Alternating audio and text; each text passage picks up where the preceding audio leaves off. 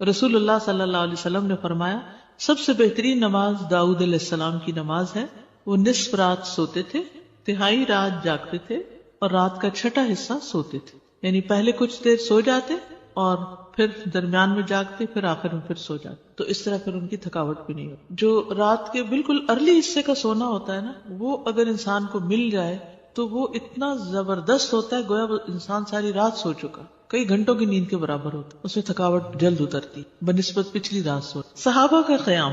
عائشہ رضی اللہ تعالیٰ عنہ سے روایت ہے، انہوں نے فرمایا نبی صلی اللہ علیہ وسلم نے ایک شخص کو مسجد میں قرآن پڑھتے سنا تو فرمایا اللہ اس پر رحم کرے، مجھے اس نے اس وقت فلاں فلاں آیت یاد دلا دی ہے جو میں فلاں فلاں سورت سے بھول گیا تھا. عباد اللہ بن عبداللہ نے حضرت عائشہ رضی اللہ تعالیٰ عنہ سے یہ اضافہ بیان کیا ہے کہ نبی صلی اللہ علیہ وسلم نے میرے گھر میں نماز تہجد پڑھی تو آپ نے عباد کی آواز سنی جو مسجد میں نماز پڑھ رہے تھے. آپ نے فرمایا عائشہ کیا یہ عباد کی آواز ہے؟ میں نے عرض کیا جی ہاں. آپ نے دعا فرمائی اے اللہ عباد پر رحم فرما. کیا خیر خواہی تھی نبی صلی اللہ علیہ وسلم کہ اپنے ساتھیوں کے بارے میں جب سنتے تھے تو وہیں ان کی غیر موجودگی میں بھی ان کے لیے دعا کرتے. تو ابھی آپ نے کہا نا کہ جگہ جگہ روشنیاں، تو یہ صحابہ کے گھروں میں ایسے ہی ہوتا. صحابیات کا قیام. نبی صلی اللہ علیہ وسلم نے فرمایا مجھ سے جبریل علیہ السلام نے کہا کہ حفصہ سے رجوع کر لو کیونکہ وہ بہت روزے رکھنے والی اور بہت قیام کرنے والی ہے اور بے شک وہ جنت میں آپ کی بیوی ہے. امام احمد بن حنبل، امام بخاری، حافظ عراقی، یہ سب قیام اللیل کرنے والے لوگ تھے اور ان کے لیے ایسے ہی تھا جیسے کوئی بہت مانوس چیز ہے، یعنی بالکل روٹین کی بات تھی. تہجد کے فائدے. نمبر 1 خیر و بھلائی ملنا.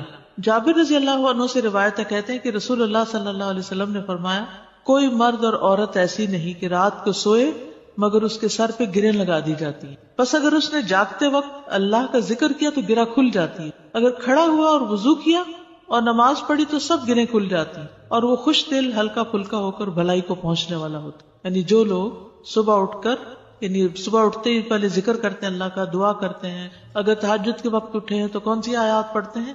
آل عمران کی آخری آیات، ان فی خلق السماوات والارض، اور پھر وضو کرتے ہیں، نماز پڑھتے ہیں تو ان کی ساری گرہیں کھل جاتی، بالکل فریش ہو کر ریلیکس ہو کر دن کا آغاز کرتے ہیں. اور اگر نماز مس ہو جائے تو بوجھ تلے آ جاتے ہیں. اسی طرح نفس میں چستی آتی ہے ورنہ سستی اور خباثت نفس کے اندر آتی ہے. لا علاج مرض سے شفا ملنا.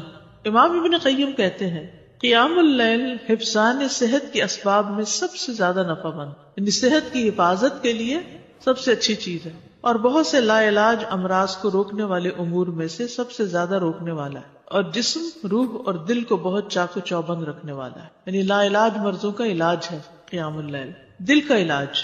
یحییٰ ابن معاذ کہتے ہیں دل کا علاج 5 چیزوں میں ہے. نمبر 1 تدبر کے ساتھ قرآن پڑھنا.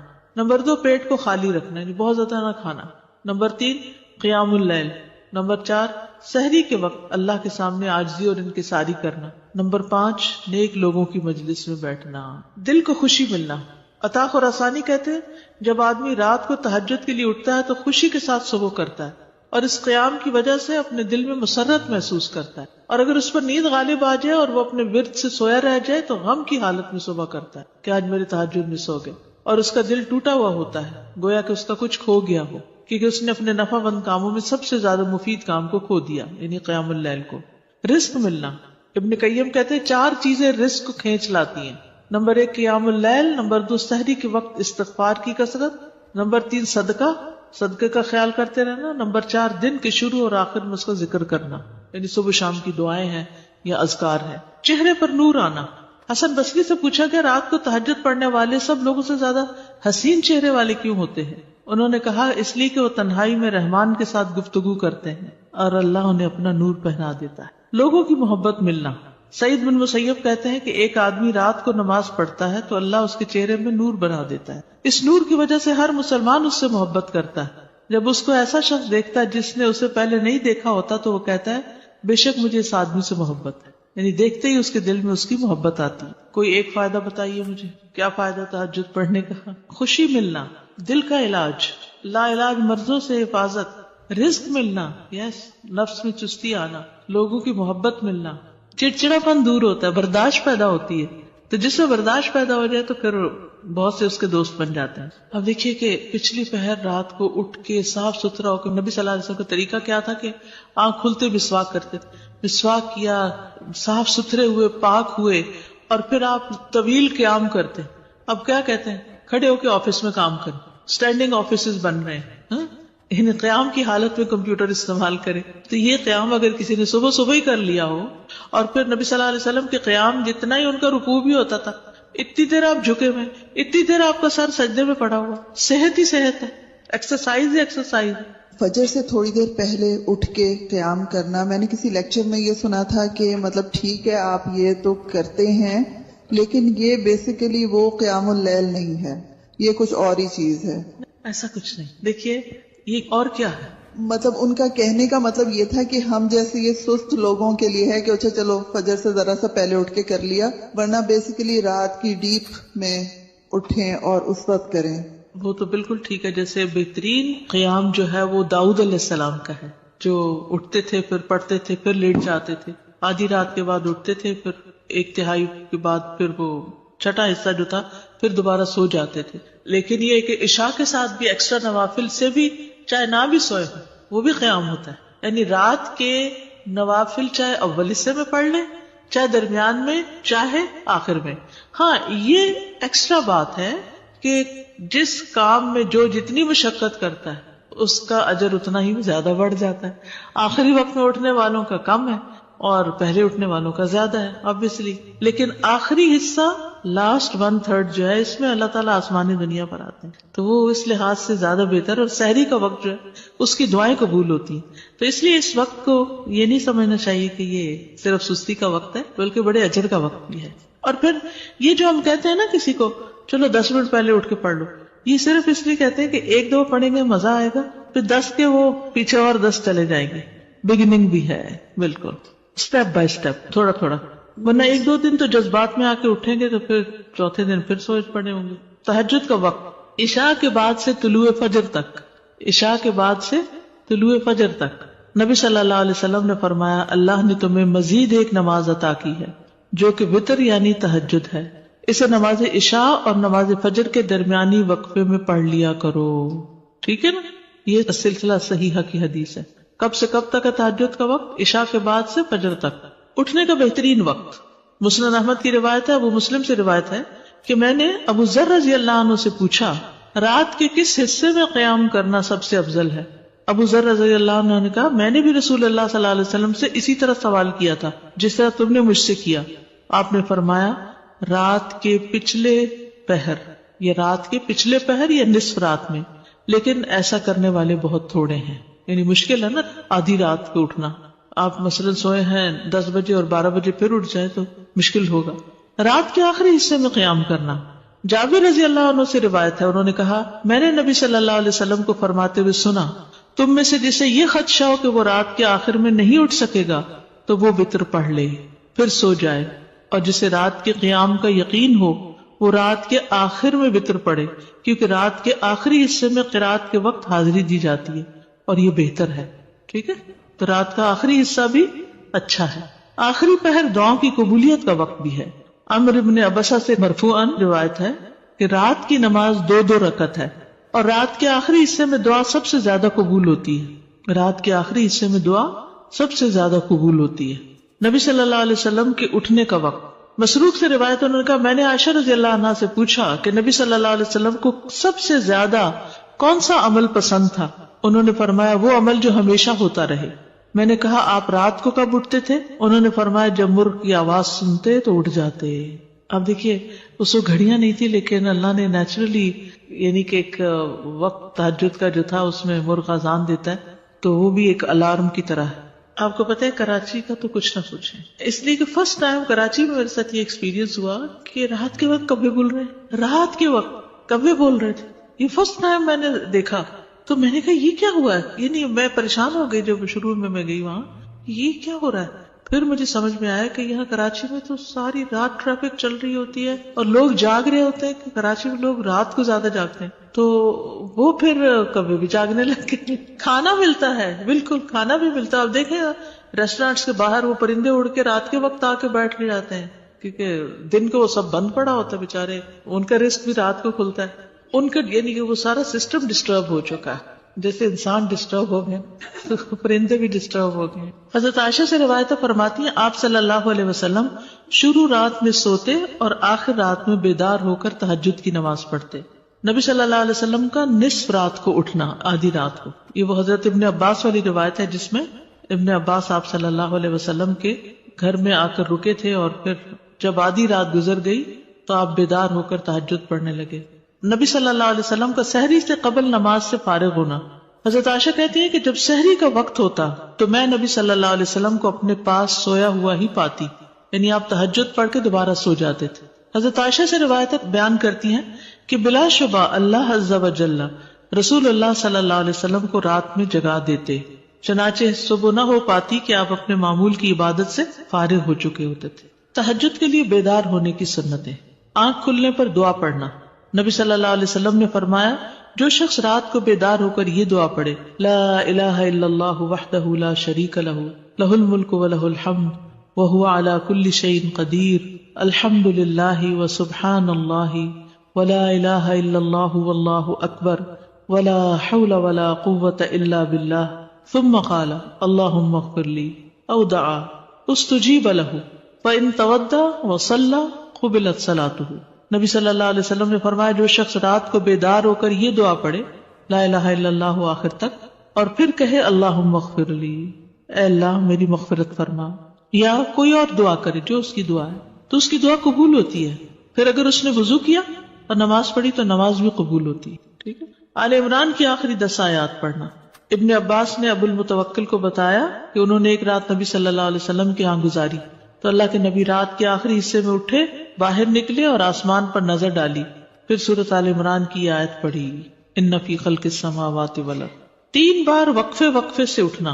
ابن عباس کہتے ہیں وہ ایک رات رسول اللہ صلی اللہ علیہ وسلم کے ہاں سوئے تو رات کو آپ جاگے، مسواک کی اور وضو فرمایا. آپ اس وقت یہ آیات پڑھ رہے تھے ان فی خلق السماوات والارض. یہ آیات تلاوت فرمائی حتیٰ کہ سورت ختم کی، پھر آپ کھڑے ہوئے اور 2 رکعتیں پڑھی. ان میں بہت طویل قیام، رکوع اور سجدے کیے، پھر واپس پلٹے اور سو گئے یہاں تک کہ آپ کی سانس کی آواز سنائی دینے لگی. پھر آپ نے اس طرح 3 دفعہ کیا، 6 رکعتیں پڑھی. ہر دفعہ آپ مسواک کرتے، وضو فرماتے اور ان آیات کی تلاوت فرماتے. پھر آپ نے 3 وتر پڑھے، پھر مؤذن نے اذان دی تو آپ نماز کے لیے باہر تشریف لے گئے. یعنی بار بار وضو کیا، بار بار مسواک کیا اور بار بار ان فی خلق پڑھا اور عبادت کی. بیدار ہوتے ہی مسواک کرنا. ابن عمر سے مرفوعاً مروی ہے کہ آپ صلی اللہ علیہ وسلم جب سوتے تو مسواک آپ کے پاس ہوتی، جب بیدار ہوتے تو مسواک سے ابتدا کرتے. اسی طرح جب آپ تہجد کے لیے کھڑے ہوتے تو اپنا منہ مسواک سے اچھی طرح صاف کرتے. 2 رکعتیں پڑھ کر سلام پھیرتے اور مسواک کرتے. سبحان اللہ، کس کثرت کے ساتھ منہ صاف کرتے. صحابہ کو بھی حکم دیا جاتا کہ رات کو اٹھے تو مسواک کرے. پھر درمیانہ وضو کرنا. ابن عباس سے روایت ہے انہوں نے کہا میں نے ایک رات اپنی خالہ میمونہ کے ہاں گزاری. نبی صلی اللہ علیہ وسلم رات کو اٹھے اور اپنی ضرورت کی جگہ آئے، پھر اپنا چہرہ اور دونوں ہاتھ دھوئے، پھر سو گئے اور پھر اٹھے اور مشکیزے کے پاس آئے، اس کا بندھن کھولا، پھر 2 وضو کے درمیان کا وضو کیا، یعنی ہلکا سا وضو، اور پانی زیادہ استعمال نہیں کیا اور اچھی طرح وضو کیا. پھر اٹھے اور نماز شروع کی. کم سے کم اور زیادہ سے زیادہ تعداد کتنی رکعتیں پڑھنی چاہیے. ٹھیک ہے. یہ بھی بڑا اہم سوال ہے. اکثر لوگ پوچھتے ہیں تہجد کتنی رکعتیں، تو یہ ظہر اثر وغیرہ کی طرح مقرر رکعتیں نہیں ہیں، اس میں وسعت ہے. ٹھیک ہے. کم سے کم اور زیادہ سے زیادہ تعداد. ابن عثیمین کہتے ہیں نبی صلی اللہ علیہ وسلم سے رات کی نماز کے متعلق سوال کیا گیا تو آپ نے فرمایا رات کی نماز 2 رکعت ہے، مثنا مثنا، اور آپ نے اس کو کسی تعداد کے ساتھ متعین نہیں کیا. آپ نے یہ نہیں فرمایا 4 ہے، 6 ہے، 8 ہے، 10 ہے، نہیں. کیا فرمایا؟ 2 ہے. تو جب نبی صلی اللہ علیہ وسلم نے اس کے لیے کسی گنتی کو متعین کیے بغیر کیفیت کو واضح کر دیا تو اس سے معلوم ہوا کہ نماز کا معاملہ اس بارے میں وسعت رکھتا ہے، یعنی اس میں کافی گنجائش ہے. انسان 100 رکعتیں بھی پڑھ سکتا ہے اور 1 رکعت کے ساتھ اس کو وتر بنا سکتا ہے. تو اصل بات یہ کہ انسان جتنی طاقت پاتا ہے اتنی رکعتیں ادا کر لے. ٹھیک. ابن باز رات کی نماز کی تعداد کے متعلق کہتے ہیں کہ یہ بات ہر انسان کی طاقت کی طرف لوٹتی ہے، اور نبی صلی اللہ علیہ وسلم 11 رکعت ادا کرتے اور 2 رکعت پر سلام پھیرتے. آپ علیہ الصلوۃ والسلام اپنی قرات، اپنے رکوع اور اپنے سجدوں کو لمبا کرتے تھے اور قیام اللیل کو 2 ہلکی پھلکی رکعتوں کے ساتھ شروع کرتے تھے. سب سے بہتر یہی ہے. اور اگر وہ 3، 5 یا اس سے بھی زیادہ پڑھتا تو کوئی حرج نہیں. ہر ایک اپنی طاقت کے مطابق ادا کرے گا، اس میں کوئی حد نہیں. لیکن سب سے افضل صورت 11 رکعت نماز پڑھنا ہے، 8 تہجد اور 3 وتر. نبی صلی اللہ علیہ وسلم کا رمضان اور غیر رمضان میں 11 رکعت سے زیادہ نہ پڑھنا. ابو سلمہ بن عبد الرحمن سے روایت ہے، انہوں نے عائشہ رضی اللہ تعالیٰ عنہا سے پوچھا، اور یہ صحیح مسلم کی روایت ہے، کہ رمضان میں رسول اللہ صلی اللہ علیہ وسلم کی نماز کیسے ہوتی تھی؟ انہوں نے جواب دیا، رسول اللہ صلی اللہ علیہ وسلم رمضان اور اس کے علاوہ دوسرے مہینوں میں فجر سے پہلے 11 رکعتوں سے زیادہ نہیں پڑھتے تھے. شیخ البانی کہتے ہیں کہ صحیح نص کے ذریعے رسول اللہ صلی اللہ علیہ وسلم کے فعل سے قیام اللیل کی رکعات کی تعداد 11 ثابت ہے. اور جب ہم اس میں غور کرتے ہیں تو ہمارے لیے انتہائی واضح طور پہ ظاہر ہو جاتا ہے کہ آپ اپنی پوری زندگی اس گنتی پر قائم رہے، خواہ رمضان ہو یا اس کے علاوہ، آپ اس سے زیادہ نہیں پڑھتے تھے. جہاں 13 کی بات آتی ہے نا تو وہ 2 سنت فجر کی بھی شامل کر لیتے ہیں. حضرت عائشہ سے روایت ہے، نبی صلی اللہ علیہ وسلم رات کو 11 رکعتیں پڑھتے، 8 رکعتیں تہجد اور 3 وتر. کبھی 9 رکعتیں بھی پڑھی ہیں آپ نے، ٹھیک ہے، کبھی 7 رکعتیں بھی ادا کی ہیں آپ نے، اور 7 سے کم نہیں پڑھی، یعنی 6 پڑھ کے 1 وتر کیا ہے، 7 سے کم نہیں پڑھی اور 13 سے زیادہ نہیں پڑھی. رکعت کی ادائیگی کا طریقہ کیا ہے؟ 2 کر کے پڑھنا. حضرت عبداللہ بن عمر سے روایت، انہوں نے کہا، ایک آدمی نے پوچھا کہ اللہ کے رسول رات کی نماز کیسے ادا کی جائے؟ آپ نے فرمایا، رات کی نماز 2 رکعتیں ہیں، جب صبح ہونے کا اندیشہ ہو تو 1 وتر پڑھ لو. جب آپ تہجد پڑھتے تو ہر 2 رکعتوں کے بعد سلام پھیرتے اور 2 ہلکی رکعتوں سے آغاز کرتے. زید بن خالد جوہنی سے روایت ہے، انہوں نے کہا، میں آج رسول اللہ صلی اللہ علیہ وسلم کی نماز کا مشاہدہ کروں گا، یعنی رات کی نماز کا. میں نے دیکھا کہ آپ نے 2 ہلکی رکعتیں پڑھی، پھر 2 انتہائی لمبی، بہت ہی زیادہ لمبی رکعتیں ادا کی، پھر 2 رکعتیں پڑھی جو ان 2 لمبی رکعتوں سے ہلکی تھی، پھر 2 پڑھی جو پہلے والوں سے کم تھی، پھر 2 پڑھی جو اپنے پہلی والی رکعتوں سے کم تھی، پھر 2 رکعتیں پڑھی جو اپنی پہلی والی رکعتوں سے کم، پھر وتر ادا کیا. یعنی سب سے پہلے 2 ہلکی، پھر 2 خوب لمبی، پھر 2 اس سے کچھ کم، پھر اس سے کم، پھر اس سے کم، پھر اس سے کم. لیکن آپ کی یہ جو رکعتیں تھی بہت خوبصورت اور بہت طویل ہوتی تھی. حضرت عائشہ کہتی ہیں، ان کی خوبصورتی اور ان کی طوالت کے بارے میں مت پوچھو. پھر 4 رکعتیں پڑھتے، ان کے حسن، ان کی طوالت کے بارے میں نہ پوچھو. پھر 3 رکعتیں پڑھتے، یعنی 4 کے بعد تھوڑا سا بیچ میں وقفہ، پھر لمبے سجدے کرتے تھے. حضرت عائشہ کہتی ہیں کہ رسول اللہ صلی اللہ علیہ وسلم رات کو 11 رکعات پڑھتے تھے، یہ آپ کی رات کی نماز تھی. اس میں آپ اتنا طویل سجدہ کرتے کہ اپنا سر اٹھانے سے پہلے تم میں سے کوئی 50 آیتیں پڑھ لے. تہجد میں قرات، لمبی قرات کی فضیلت صحیح مسلم میں ہے. جابر رضی اللہ عنہ سے روایت ہے، انہوں نے کہا کہ رسول اللہ صلی اللہ علیہ وسلم نے فرمایا، فضیلت والی نماز وہ ہے جس میں قیام لمبا ہو، یعنی دیر تک کھڑے رہے. 10 آیات کی تلاوت کا اجر. رسول اللہ صلی اللہ علیہ وسلم نے فرمایا، جس شخص نے 10 آیتوں سے قیام کیا وہ غافلوں میں سے نہیں لکھا جاتا. 100 آیات کی تلاوت کا اجر. رسول اللہ صلی اللہ علیہ وسلم نے فرمایا، جس نے 100 آیات کے ساتھ قیام کیا وہ فرما برداروں میں سے لکھا جاتا ہے. رسول اللہ صلی اللہ علیہ وسلم نے فرمایا، جس نے رات کی نماز میں 100 آیات کی قرات کی اسے غافلین میں نہیں لکھا جاتا اور اسے فرما برداروں میں لکھ لیا جاتا ہے. 1000 آیات کی تلاوت کا بے انتہا اجر. رسول اللہ صلی اللہ علیہ وسلم نے فرمایا، جو 1000 آیات سے قیام کرے وہ بے انتہا ثواب جمع کرنے والوں میں لکھا جاتا ہے. مقنطرین کا لفظ آتا ہے. نبی صلی اللہ علیہ وسلم کی قرات.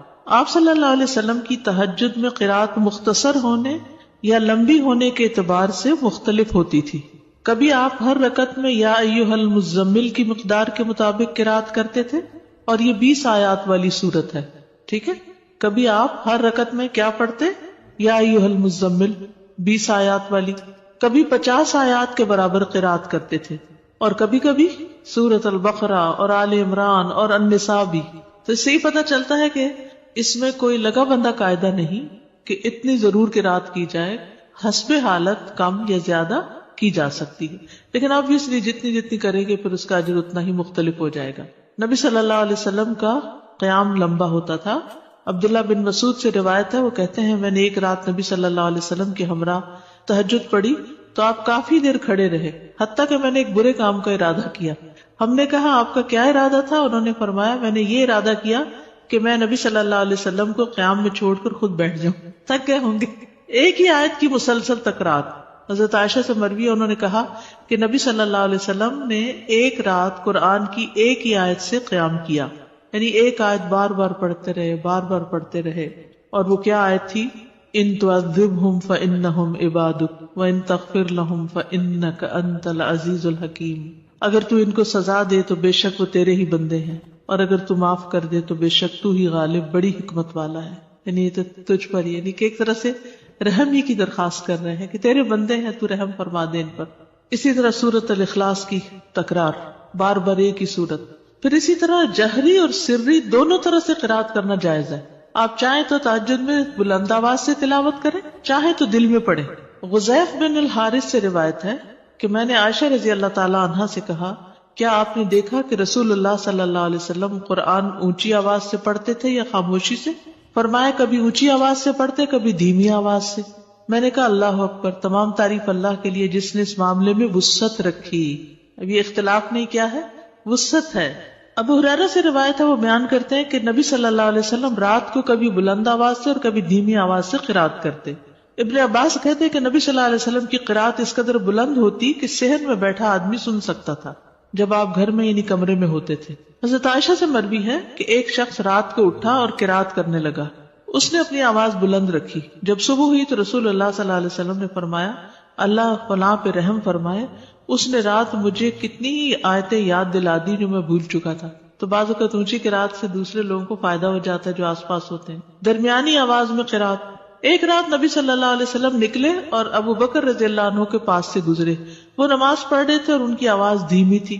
راوی کہتے ہیں اور آپ عمر بن خطاب کے پاس سے گزرے، وہ بھی نماز پڑھ رہے تھے، ان کی آواز بہت بلند تھی. کہتے ہیں جب وہ دونوں نبی صلی اللہ علیہ وسلم کے پاس اکٹھے ہوئے تو آپ نے فرمایا اے ابو بکر، میں تمہارے پاس سے گزرا، تم نماز پڑھ رہے تھے اور تمہاری آواز دھیمی تھی. انہوں نے کہا اللہ کے رسول، میں نے جس سے مناجات کی اسے سنایا، یعنی جس سے میں بات کر رہا ہوں اس کو تو دھیمی آواز بھی سن جاتی. کہتے ہیں پھر آپ نے عمر سے کہا میں تمہارے پاس سے گزرا اور تم بلند آواز سے نماز پڑھ رہے تھے. انہوں نے کہا اللہ کے رسول، میں سوتے کو جگا رہا تھا اور شیطان کو بگا رہا تھا. بس نبی صلی اللہ علیہ وسلم نے فرمایا اے ابو بکر، اپنی آواز کچھ بلند کیا کرو، اور اے عمر، تم اپنی آواز کچھ دھیمی رکھا کرو. درمیانی چیز. لیکن یاد رکھیے کہ دوسرے کو اذیت نہیں دینی چاہیے. اگر کوئی سو رہا ہے اور وہ چاہتا ہے کہ ہم اونچا نہ پڑھیں تو پھر اونچا نہ پڑھیں. یا کوئی اور بھی تہجد پڑھ رہا ہے، یعنی ایک ہی کمرے میں ہسبینڈ وائف دونوں پڑھ رہے ہیں اور دونوں ہی اپنی اپنی اونچی کر رہے ہیں تو کسی کی کوئی بات سنائی نہیں دے گی. ابو سعید کہتے ہیں کہ رسول اللہ صلی اللہ علیہ وسلم نے مسجد میں اعتکاف فرمایا. آپ نے لوگوں کو سنا کہ اونچی آواز سے قرات کر رہے تھے. آپ نے پردہ ہٹایا اور فرمایا خبردار، بے شک تم سب کے سب اپنے رب سے مناجات کر رہے ہو، مگر تم میں سے کوئی دوسرے کو ہرگز ایذا نہ دے، کوئی کسی کو تکلیف نہ پہنچائے، اور قرات میں اپنی آواز دوسرے پر بلند نہ کرے. یا فرمایا نماز میں، یعنی دو لوگ پڑھ رہے ہیں تو کوئی ایک دوسرے سے اونچا کرنے کی کوشش نہ کرے، اپنی اپنی نماز پڑھی جائے. ٹھیک ہے، اس میں وسعت ہے. اونچی آواز سے پڑھ سکتے ہیں اور نیچے سے، لیکن پسندیدہ کیا ہے؟ درمیانی آواز سے پڑھنا. لیکن اگر کوئی اور ساتھ پڑھ رہا ہو، مثلا آپ نے دیکھا ہوگا کہ بعض اوقات آپ پڑھتے ہوئے بھول جاتے ہیں اگر بیچ میں کوئی اور کسی بھی چیز کی آواز آ رہی تو اس صورت میں اگر دوسرے ہوں تو ان کی رعایت کرنی چاہیے. اس وسعت کا فائدہ یہ ہے نا، جیسے سجدے کی دعائیں یا رکوع کی یا اور اسی طرح کی، تو کبھی ایک پڑھ لے کبھی دوسری پڑھ لے تو اس سے نماز کے اندر ایک خوبصورتی رہتی ہے، ایک توجہ رہتی ہے. شیطان سے بچنے کے لیے اللہ کی پناہ لینا. ابو سعید خدری بیان کرتے ہیں کہ رسول اللہ صلی اللہ علیہ وسلم جب رات کو قیام فرماتے تو اللہ اکبر کہتے، پھر سبحانک اللہم و بحمدک و تبارک اسمک و تعالی جدک و لا الہ غیرک کہتے، پھر 3 بار لا الہ الا اللہ کہتے، 3 بار اللہ اکبر کبیرہ کہتے. اس کے بعد اعوذ باللہ السمیع العلیم من الشیطان الرجیم من ہمزہ ونفخہ ونفثہ پڑھتے. بخشش طلب کرنا. ربیعہ الجرشی سے روایت ہے، کہتے ہیں کہ ایک مرتبہ میں نے عائشہ رضی اللہ عنہا سے سوال کیا تو میں نے کہا کہ رسول اللہ صلی اللہ علیہ وسلم جب رات کو قیام کرتے تو کس چیز سے آغاز فرماتے؟ انہوں نے کہا کہ آپ 10 مرتبہ اللہ اکبر کہتے، 10 بار سبحان اللہ، 10 بار لا الہ الا اللہ، 10 بار استغفر اللہ، اور 10 مرتبہ یہ دعا اللہم اغفر لی واہدنی وارزقنی، اور پھر 10 بار یہ دعا اللہم انی اعوذ بک من الضیق یوم الحساب، دنیا کی تنگی سے دعا مانگنا. شریک حوزنی کہتے کہ میں ام المومنین عائشہ رضی اللہ عنہا کے پاس گیا اور ان سے پوچھا کہ رسول اللہ صلی اللہ علیہ وسلم جب رات کو اٹھتے تو کس چیز سے ابتدا کرتے؟ انہوں نے کہا تحقیق تو نے مجھ سے ایسا سوال کیا جس کے متعلق تجھ سے پہلے مجھے کسی نے نہیں پوچھا. آپ جب رات کو اٹھتے تو 10 بار اللہ اکبر کہتے، 10 بار الحمدللہ کہتے، 10 بار سبحان اللہ و بحمدہ کہتے، 10 بار سبحان الملک القدوس کہتے، 10 بار استغفر اللہ کہتے، 10 بار لا الہ الا اللہ کہتے، 10 بار اللہم انی اعوذ بک من ضیق الدنیا و ضیق یوم القیامہ، اس میں قیامت کی تنگی کا بھی ذکر آتا ہے اور دنیا کا بھی. پھر اسی طرح آپ اللہم اغفر لی واہدنی وارزقنی وعافنی بھی 10 دفعہ یہ اللہ اکبر الحمدللہ سبحان اللہ اور استغفر. رسول اللہ صلی اللہ علیہ وسلم نے فرمایا سب سے بہترین نماز داؤد علیہ السلام کی نماز ہے. وہ نصف رات سوتے تھے، تہائی رات جاگتے تھے اور رات کا چھٹا حصہ سوتے تھے. یعنی پہلے کچھ دیر سو جاتے اور پھر درمیان میں جاگتے، پھر آخر میں پھر سو جاتے. تو اس طرح پھر ان کی تھکاوٹ بھی نہیں ہوتی. جو رات کے بالکل ارلی حصے کا سونا ہوتا ہے نا، وہ اگر انسان کو مل جائے تو وہ اتنا زبردست ہوتا ہے گویا وہ انسان ساری رات سو چکا، کئی گھنٹوں کی نیند کے برابر ہوتا ہے. اس میں تھکاوٹ جلد اترتی بنسبت پچھلی رات سو. صحابہ کا قیام. عائشہ رضی اللہ تعالیٰ عنہ سے روایت ہے، انہوں نے فرمایا نبی صلی اللہ علیہ وسلم نے ایک شخص کو مسجد میں قرآن پڑھتے سنا تو فرمایا اللہ اس پر رحم کرے، مجھے اس نے اس وقت فلاں فلاں آیت یاد دلا دی ہے جو میں فلاں فلاں سورت سے بھول گیا تھا. عباد اللہ بن عبداللہ نے حضرت عائشہ رضی اللہ تعالیٰ عنہ سے یہ اضافہ بیان کیا ہے کہ نبی صلی اللہ علیہ وسلم نے میرے گھر میں نماز تہجد پڑھی تو آپ نے عباد کی آواز سنی جو مسجد میں نماز پڑھ رہے تھے. آپ نے فرمایا عائشہ کیا یہ عباد کی آواز ہے؟ میں نے عرض کیا جی ہاں. آپ نے دعا فرمائی اے اللہ عباد پر رحم فرما. کیا خیر خواہی تھی نبی صلی اللہ علیہ وسلم کہ اپنے ساتھیوں کے بارے میں جب سنتے تھے تو وہیں ان کی غیر موجودگی میں بھی ان کے لیے دعا کرتے. تو ابھی آپ نے کہا نا کہ جگہ جگہ روشنیاں، تو یہ صحابہ کے گھروں میں ایسے ہی ہوتا. صحابیات کا قیام. نبی صلی اللہ علیہ وسلم نے فرمایا مجھ سے جبریل علیہ السلام نے کہا کہ حفصہ سے رجوع کر لو کیونکہ وہ بہت روزے رکھنے والی اور بہت قیام کرنے والی ہے اور بے شک وہ جنت میں آپ کی بیوی ہے. امام احمد بن حنبل، امام بخاری، حافظ عراقی، یہ سب قیام اللیل کرنے والے لوگ تھے اور ان کے لیے ایسے ہی تھا جیسے کوئی بہت مانوس چیز ہے، یعنی بالکل روٹین کی بات تھی. تہجد کے فائدے. نمبر 1 خیر و بھلائی ملنا. جابر رضی اللہ عنہ سے روایت ہے، کہتے ہیں کہ رسول اللہ صلی اللہ علیہ وسلم نے فرمایا کوئی مرد اور عورت ایسی نہیں کہ رات کو سوئے مگر اس کے سر پہ گریں لگا دی جاتی ہے. بس اگر اس نے جاگتے وقت اللہ کا ذکر کیا تو گرہ کھل جاتی ہے. اگر کھڑا ہوا اور وضو کیا اور نماز پڑھی تو سب گریں کھل جاتی ہیں اور وہ خوش دل ہلکا پھلکا ہو کر بھلائی کو پہنچنے والا ہوتا. یعنی جو لوگ صبح اٹھ کر یعنی صبح اٹھتے ہی پہلے ذکر کرتے ہیں، اللہ کا دعا کرتے ہیں، اگر تہجد کے وقت اٹھے ہیں تو کون سی آیات پڑھتے ہیں؟ آل عمران کی آخری آیات ان فی خلق السماوات والارض، اور پھر وضو کرتے ہیں، نماز پڑھتے ہیں تو ان کی ساری گریں کھل جاتی، بالکل فریش ہو کر ریلیکس ہو کر دن کا آغاز کرتے ہیں. اور اگر نماز مس ہو جائے تو بوجھ تلے آ جاتے ہیں. اسی طرح نفس میں چستی آتی ہے ورنہ سستی اور خباثت نفس کے اندر آتی ہے. لا علاج مرض سے شفا ملنا. امام ابن قیم کہتے ہیں قیام اللیل حفظان صحت کے اسباب میں سب سے زیادہ نفع مند، یعنی صحت کی حفاظت کے لیے سب سے اچھی چیز ہے اور بہت سے لا علاج امراض کو روکنے والے امور میں سے سب سے زیادہ روکنے والا ہے اور جسم، روح اور دل کو بہت چاق و چوبند رکھنے والا ہے. یعنی لا علاج مرضوں کا علاج ہے قیام اللیل. دل کا علاج. یحییٰ ابن معاذ کہتے ہیں دل کا علاج 5 چیزوں میں ہے. نمبر 1 تدبر کے ساتھ قرآن پڑھنا. نمبر 2 پیٹ کو خالی رکھنا، یعنی بہت زیادہ نہ کھانا. نمبر 3 قیام اللیل. نمبر 4 سحری کے وقت اللہ کے سامنے عاجزی اور انکساری کرنا. نمبر 5 نیک لوگوں کی مجلس میں بیٹھنا. دل کو خوشی ملنا. عطا خراسانی کہتے ہیں جب آدمی رات کو تہجد کے لیے اٹھتا ہے تو خوشی کے ساتھ صبح کرتا ہے اور اس قیام کی وجہ سے اپنے دل میں مسرت محسوس کرتا ہے، اور اگر اس پر نیند غالب آ جائے اور وہ اپنے ورد سے سویا رہ جائے تو غم کی حالت میں صبح کرتا ہے کہ آج میرے تہجد میں سو گئے، اور اس کا دل ٹوٹا ہوا ہوتا ہے گویا کہ اس کا کچھ کھو گیا ہو کیونکہ اس نے اپنے نفع بند کاموں میں سب سے زیادہ مفید کام کو کھو دیا، یعنی قیام اللیل کو. رزق ملنا. ابن قیم کہتے ہیں 4 چیزیں رزق کو کھینچ لاتی ہیں. نمبر 1 قیام اللیل. نمبر 2 سحری کے وقت استغفار کی کثرت. نمبر 3 صدقے کا خیال کرتے رہنا. نمبر 4 دن کے شروع اور آخر میں اس کا ذکر کرنا، یعنی صبح شام کی دعائیں ہیں یا اذکار ہیں. چہرے پر نور آنا. حسن بصری سے پوچھا کہ رات کو تہجد پڑھنے والے سب لوگوں سے زیادہ حسین چہرے والے کیوں ہوتے ہیں؟ انہوں نے کہا اس لیے کہ وہ تنہائی میں رحمان کے ساتھ گفتگو کرتے ہیں اور اللہ انہیں اپنا نور پہنا دیتا ہے. لوگوں کی محبت ملنا. سعید بن مسیب کہتے ہیں کہ ایک آدمی رات کو نماز پڑھتا ہے تو اللہ اس کے چہرے میں نور بنا دیتا ہے. اس نور کی وجہ سے ہر مسلمان اس سے محبت کرتا ہے. جب اس کو ایسا شخص دیکھتا ہے جس نے اسے پہلے نہیں دیکھا ہوتا تو وہ کہتا ہے بے شک مجھے اس آدمی سے محبت ہے، یعنی دیکھتے ہی اس کے دل میں اس کی محبت آتی ہے. کوئی ایک فائدہ بتائیے مجھے، کیا فائدہ تہجد پڑھنے کا؟ خوشی ملنا. دل کا علاج. لا علاج مرضوں سے حفاظت. رزق ملنا. یس. نفس میں چستی آنا. لوگوں کی محبت ملنا. چڑچڑا پن دور ہوتا ہے، برداشت پیدا ہوتی ہے.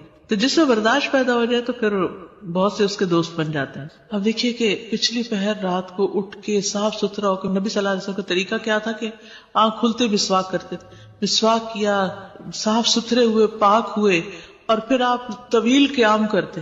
اب کیا کہتے ہیں؟ کھڑے ہو کے آفس میں کام کریں، اسٹینڈنگ آفیسز بن رہے ہیں. یعنی قیام کی حالت میں کمپیوٹر استعمال کرے.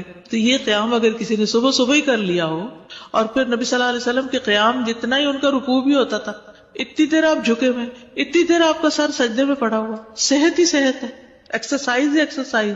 فجر سے تھوڑی دیر پہلے اٹھ کے قیام کرنا، میں نے کسی لیکچر میں یہ سنا تھا کہ مطلب ٹھیک ہے آپ یہ تو کرتے ہیں، لیکن یہ بیسیکلی وہ قیام اللیل نہیں ہے، یہ کچھ اور ہی چیز ہے. ایسا کچھ نہیں. دیکھیے یہ اور کیا ہے، مطلب ان کا کہنے کا مطلب یہ تھا کہ ہم جیسے یہ سست لوگوں کے لیے ہے کہ اچھا چلو فجر سے ذرا سا پہلے اٹھ کے کر لیا، ورنہ بیسیکلی رات کی ڈیپ میں اٹھیں اور اس وقت کریں. وہ تو بالکل ٹھیک ہے. جیسے بہترین قیام جو ہے وہ داؤد علیہ السلام کا ہے، جو اٹھتے تھے پھر پڑھتے تھے پھر لیٹ جاتے تھے، آدھی رات کے بعد اٹھتے تھے، پھر ایک تہائی کے بعد پھر وہ چھٹا حصہ جو تھا پھر دوبارہ سو جاتے تھے. لیکن یہ کہ عشاء کے ساتھ بھی ایکسٹرا نوافل سے بھی چاہے نہ بھی سوئے وہ بھی قیام ہوتا ہے. یعنی رات کے نوافل چاہے اول حصے میں پڑھ لیں، چاہے درمیان میں، چاہے آخر میں. ہاں یہ ایکسٹرا بات ہے کہ جس کام میں جو جتنی مشقت کرتا ہے اس کا اجر اتنا ہی زیادہ بڑھ جاتا ہے. آخری وقت میں اٹھنے والوں کا کم ہے اور پہلے اٹھنے والوں کا زیادہ ہے obviously. لیکن آخری حصہ لاسٹ 1/3 جو ہے اس میں اللہ تعالیٰ آسمانی دنیا پر آتے ہیں، تو وہ اس لحاظ سے زیادہ بہتر. اور سحری کا وقت جو ہے اس کی دعائیں قبول ہوتی ہیں. تو اس لیے اس وقت کو یہ نہیں سمجھنا چاہیے کہ یہ صرف سستی کا وقت ہے، بلکہ بڑے اجر کا وقت بھی ہے. اور پھر یہ جو ہم کہتے ہیں نا کسی کو چلو 10 منٹ پہلے اٹھ کے پڑھ لو، یہ صرف اس لیے کہتے ہیں کہ 1-2 پڑھیں گے مزہ آئے گا، پھر 10 کے وہ پیچھے اور 10 چلے جائیں گے. بگننگ بھی ہے بالکل، اسٹیپ بائی اسٹیپ، تھوڑا تھوڑا. ورنہ 1-2 دن تو جذبات میں آ کے اٹھیں گے تو پھر چوتھے دن پھر سوچ پڑے ہوں گے. تہجد کا وقت عشاء کے بعد سے طلوع فجر تک، عشاء کے بعد سے طلوع فجر تک نبی صلی اللہ علیہ وسلم نے فرمایا اللہ نے تمہیں مزید ایک نماز عطا کی ہے جو کہ وتر یعنی تہجد ہے، اسے نماز عشاء اور نماز فجر کے درمیانی وقفے میں پڑھ لیا کرو. ٹھیک ہے نا، یہ سلسلہ صحیحہ کی حدیث ہے. کب سے کب تک ہے تہجد کا وقت؟ عشاء کے بعد سے فجر تک. اٹھنے کا بہترین وقت مسند احمد کی روایت ہے، ابو مسلم سے روایت ہے کہ میں نے ابو ذر رضی اللہ عنہ سے پوچھا رات کے کس حصے میں قیام کرنا سب سے افضل ہے؟ ابو ذر رضی اللہ عنہ نے کہا میں نے بھی رسول اللہ صلی اللہ علیہ وسلم سے اسی طرح سوال کیا تھا جس طرح تم نے مجھ سے کیا. آپ نے فرمایا رات کے پچھلے پہر، یا رات کے پچھلے پہر یا نصف رات میں. لیکن ایسا کرنے والے بہت تھوڑے ہیں. یعنی مشکل ہے نا آدھی رات کو اٹھنا. آپ مثلاً سوئے ہیں 10 بجے اور 12 بجے پھر اٹھ جائے تو مشکل ہوگا. رات کے آخری حصے میں قیام کرنا. جابر رضی اللہ عنہ سے روایت ہے، انہوں نے کہا میں نے نبی صلی اللہ علیہ وسلم کو فرماتے ہوئے سنا تم میں سے جسے یہ خدشہ ہو کہ وہ رات کے آخر میں نہیں اٹھ سکے گا تو وہ وتر پڑھ لے پھر سو جائے، اور جسے رات کے قیام کا یقین ہو